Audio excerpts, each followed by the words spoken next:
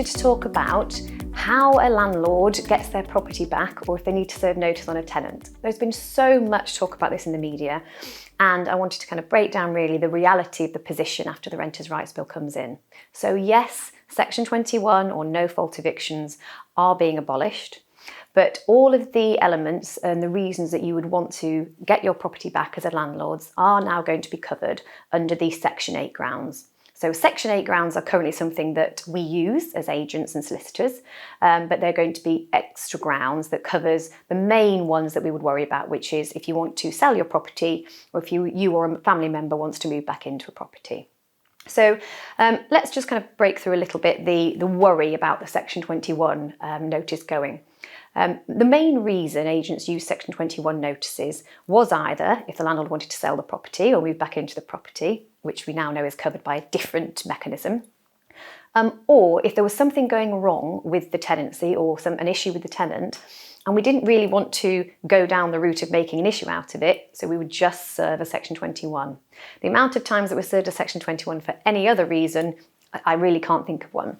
So the fear factor played by the media and the government on that, I think, is not something that we as agents worry about on behalf of our landlords.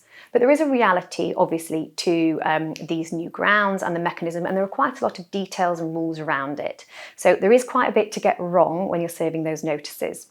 So, for example, there are rules that you can't serve a notice to sell the property within the first 8 months of the tenancy. You can serve it at month 8, and you have to serve 4 months' notice, so the tenants would have a minimum period of 12 months to enjoy the property.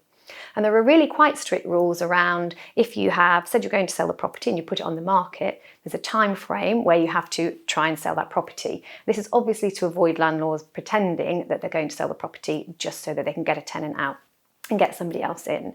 So lots of different dates and timeframes to check on, and quite serious penalties and fines for breaching those.